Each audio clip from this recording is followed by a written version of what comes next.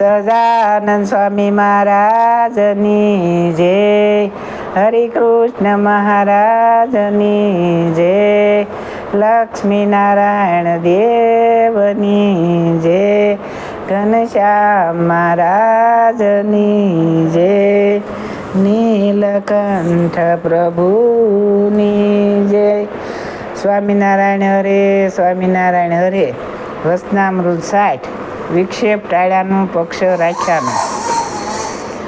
સંવંત 1881 શ્રાવણવદી ચોથને દિવસ સ્વામી શ્રી સહજાનંદજી મહારાજ શ્રી ગરડા મધ્યે દાદા ખાસરના દરબારમાં આથમણે દ્વાર ઓરડાની ઉગમણી ઓસરીએ ઢોલિયા પર બિરાજમાન હતા અને શ્રેષ્ઠ પાગ મસ્તક ઉપર બાંધી હતી અને શ્રેષ્ઠ પછેડી ઓઢી હતી અને શ્રેષ્ઠ ખેસ પહેર્યો હતો ને પોતાના મુખારવિંદની આગળ પરમહંસ તથા દેશ દેશના હરિભક્તની સભા ભરાઈને બેઠી હતી.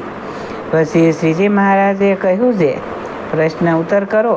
ત્યારે મુક્તાનંદ સ્વામીએ પ્રશ્ન પૂછ્યો છે, હે મહારાજ, આ સંસારને વિશે તો કેટલીક જાતના વિક્ષેપ આવે છે, તેમાં કેવી રીતે ભગવાનનો ભક્ત સમજે તો અંતરે સુખ રહે.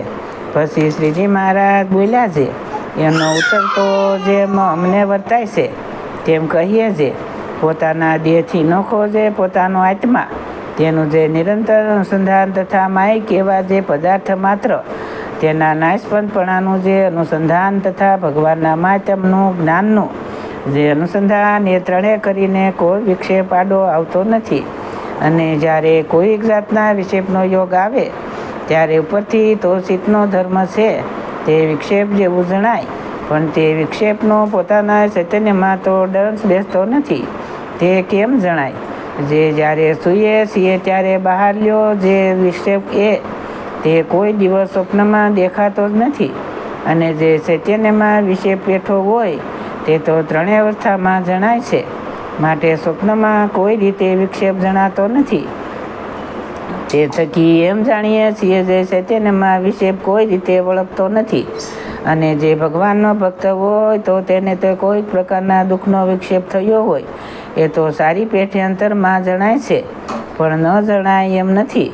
અને એ તો રઘુનાથ દાસ સરખો વિમુખ હોય તેને તો ન જણાય. તે જ્યારે રામાનંદ સ્વામીએ દેહ મૂક્યો તે સર્વે સત્સંગી રોવા લાગ્યા, ત્યારે પણ રઘુનાથ દાસને તો જરાય શોક થયો નહીં અને હસતો જાય છે, બીજાને આગળ વાત કરતો જાય. માટે ભગવાનના ભક્તને દુઃખ આવી પડે ત્યારે તો જે ચાંડાળને વિમુખ હોય તેને દુઃખ ન થાય, પણ જે ભગવાનનો ભક્ત હોય તે તો હરિભક્તના દુઃખે કરીને જરૂર દુખ્યો થાય. અને જે ભગવાનનો ભક્ત હોય તેને કોઈક સારી નાખતો હોય અથવા તેને કોઈક દુઃખ દેતો હોય ને તે ભગવાનના ભક્ત આડો જઈને જો મરે કે ઘાયલ થાય તો શાસ્ત્રમાં એમ કહ્યું છે જે તેના બ્રહ્માદિ થકી જે પંચમહાપાપ તે સર્વે મટી જાય છે. એવો ભગવાનના ભક્તનો પક્ષ રાખ્યાનો પ્રતાપ છે. અને જેને ભગવાનના ભક્તનું વસન બાણની પેઠે હૈયામાં વસમું લાગે અને તેને વૈરવ ભાવે આટી પડી જાય, તે જીવે ત્યાં સુધી ટળે નહીં. એવો જે ચાંડા જેવો જીવ હોય તે ધર્મયુક્ત હોય, ત્યારે યુક્ત હોય, તપે યુક્ત હોય, તે સર્વે વૃથા છે. અને બીજા પણ કોટિક સાધન કરે પણ તેના જીવનું કોઈ કાળે કલ્યાણ થાય નહીં.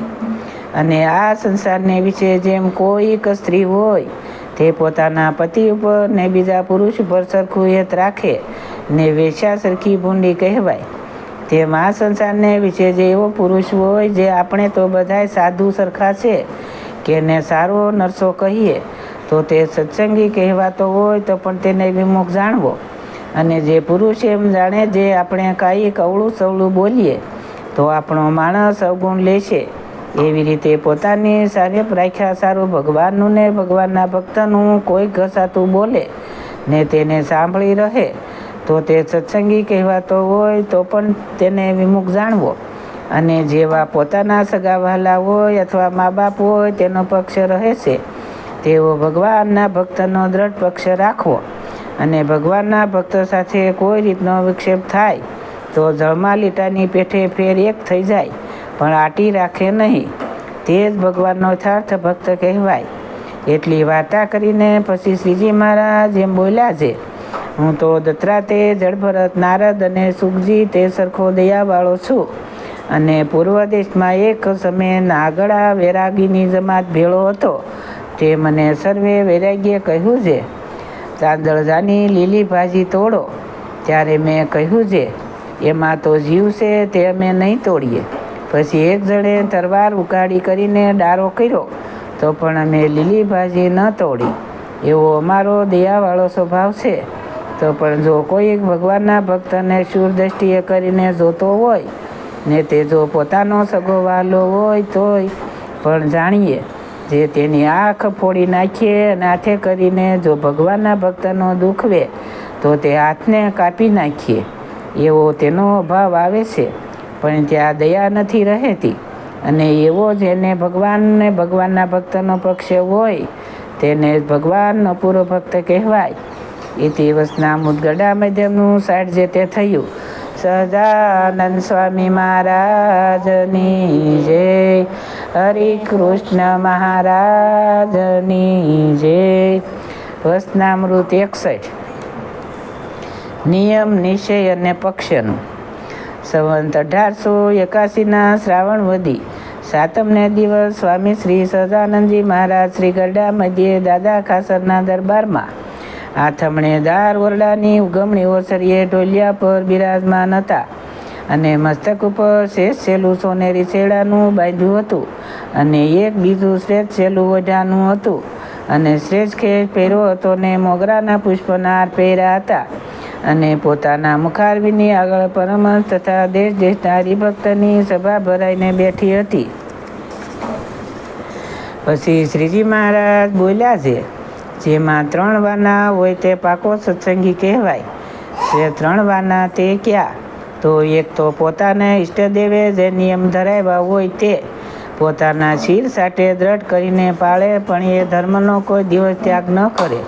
અને બીજો ભગવાનના સ્વરૂપનો જે નિશ્ચય તે અતિશય દ્રઢપણે હોય, પછી તેમાં કોઈ સંશય નાખે તો સંશય પડે નહીં, ને પોતાનું મન સંશય નાખે તોય પણ સંશય પડે નહીં. એવો ભગવાનનો અડગ નિશ્ચય હોય. અને ત્રીજો પોતાના ઈષ્ટદેવને ભજતા હોય એવા જે સત્સંગી વૈષ્ણવ તેનો પક્ષ રાખવો.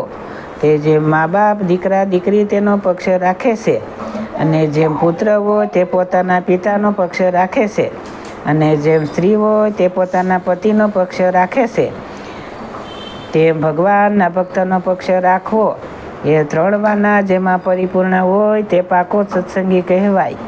અને હરિભક્તની સભામાં મોઢા આગળ આવીને બેસતો હોય ત્યારે બીજાને એમ જણાય જે મોટેરો સત્સંગી છે, પણ મોટેરાની તો એમ પરીક્ષા છે. જે ગૃહસ્થ હોય તે તો પોતાનું જે સર્વસ્થ તે ભગવાનને ભગવાનના ભક્તને અર્થે કરી રાખે, અને સત્સંગને અર્થે માથું દેવું હોય તો દે.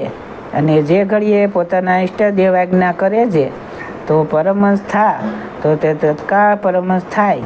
એવા જેના લક્ષણ હોય તે હરિભક્તની સભાને આગળ બેસે અથવા વાસે બેસે, પણ તેને સર્વે હરિભક્તમાં મોટેરો જાણવો. અને જે ત્યાગી હોય તે જ્યારે દેશ પ્રદેશમાં જાય ને ત્યાં કનક કામિનીનો યોગ થાય તોય પણ તેમાં ફેર પડે નહીં. અને પોતાના જે નિયમ હોય તે સર્વદ્રઢ કરીને રાખે તે સર્વે ત્યાગીમાં મોટેરો કહેવાય. અને વળી જે કોઈક સંસારમાં રજોગુણી મોટો મનુષ્ય કહેવાતો હોય ને તે જ્યારે સભામાં આવે ત્યારે તેને આદર કરીને સર્વસભાને મોઢા આગળ બેસાડવો જોઈએ. અને એ વ્યવહાર છે તે જ્ઞાની હોય, ત્યાગી હોય તેને પણ રાખવો જોઈએ. અને જો ન રાખે તો એમાંથી ભૂંડું થાય છે. જેમ રાજા પરીક્ષિત ઋષિના આશ્રમમાં ગયા ત્યારે ઋષિ સમાધિમાં હતા. તે રાજાનું સન્માન થયું નહીં. પછી તે રાજાને રીસ ચડી. તે મરેલ સર્પ હતો તે ઋષિના ગળામાં નાખ્યો. પછી તે ઋષિના પુત્રે શાપ દીધો. તેણે કરીને તે રાજાનું 7 દિવસમાં મૃત્યુ થયું. અને જ્યારે બ્રહ્માની સભામાં 10 પ્રજાપતિ આવ્યા ત્યારે શિવજી ઊભા ન થયા, અને વસને કરીને પણ દક્ષનું સન્માન ન થયું. પછી દક્ષને રીસ ચડીને શિવનો યજ્ઞમાંથી ભાગ કાઢી નાખ્યો. પછી નંદીશ્વરને ભૃગુ ઋષિ તેમને સામસામા શાપ થયા. પછી તે પાપમાં સતી દક્ષના યજ્ઞમાં બળી મૂવા, અને વીરભદ્રે દક્ષનું માથું કાપીને અગ્નિમાં હોમ્યું, અને દક્ષનું મુખ બકરાનું થયું. માટે ગૃહસ્થ તથા ત્યાગીએ સૌને એ રીતે રાખવી છે. સંસાર વ્યવહારે જે મોટો માણસ કહેવાતો હોય તેનું સભામાં કોઈ રીતે અપમાન કરવું નહીં, અને જો અપમાન કરે તો એમાંથી જરૂર દુઃખ થાય અને ભજન સ્વરમાં પણ વિક્ષેપ થાય. માટે આ વાર્તા સત્સંગી ગૃહસ્થ સર્વે તથા ત્યાગી સર્વે દ્રઢ કરીને રાખજો. એ તે અવસ્થામાં ગરડા મધ્યનું 61 સેટે થયું. સહજાનંદ સ્વામી મહારાજની જય. હરે કૃષ્ણ મહારાજની જય. સર્વે દેવની જય. સૌને મારા દાદાથી જય સ્વામિનારાયણ.